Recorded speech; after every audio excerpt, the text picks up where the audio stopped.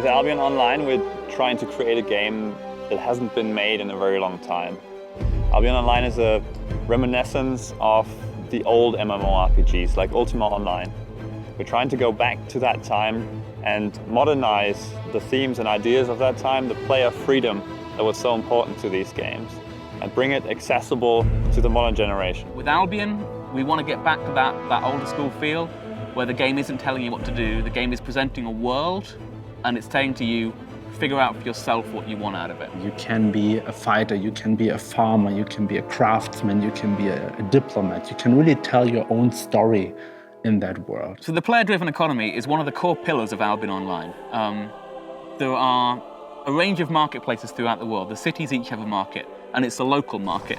What you buy and sell at each city is what people have listed there, which means that there can be price differences between different cities. Imagine, for instance, that there's a local conflict going on somewhere. So you could probably make a profit by selling weapons to both sides. So you would have to transport the weapons into the conflict area. Maybe you need to hire protection to make your transport go through.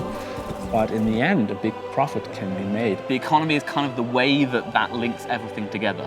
You can just be someone on your own, mining some iron and making some swords, and you put it on the market to make a profit.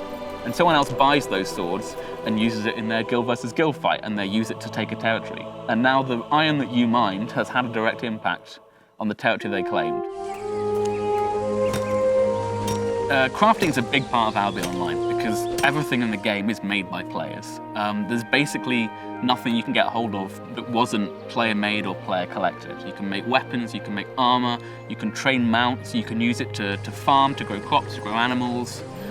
All these things are created purely through player action, with resources purely harvested by players. So you as a player are going to want to start specializing. Like, do I want to be the best armorer, in the area, or even the best, helmet crafter? I make the best plate mail helmets that you can buy. That's what I do. Or I make really, really good, strong double-handed swords. That's my specialization. And everyone on the server knows that. Everyone knows that if you really, really want that really good sword, that's the guy to go talk to. So in other MMOs, you're forced to enter the game and pick from a list of predefined classes with no basic information on what you're going to be doing with them. We didn't want this to be the case with Albion Online. So we have this saying with Albion, which is, you are what you wear, which means that what you can do at any given time is basically determined by what equipment you have on you. You can really be anything you want at any time. If you put on a sword and an armor, you become a warrior. If you put on a staff and a robe, you become a mage. As you start developing your character in Albion, you'll come pretty quickly across the Destiny board, which is kind of your hub for progressing your character and seeing what options there are available. In the Destiny board, you see what you've unlocked. You'll actually see the different weapons, you'll see the different armors. You will also see all the crafting recipes, so you can easily spot what you've unlocked, what you're about to unlock, and what's ahead of you. And once you get into it, you can kind of see exactly what you need to do to advance in different levels, advance in different areas, and specialize your character. Guilds are a very important aspect of Albion Online. These player-run societies will have a big impact on the world.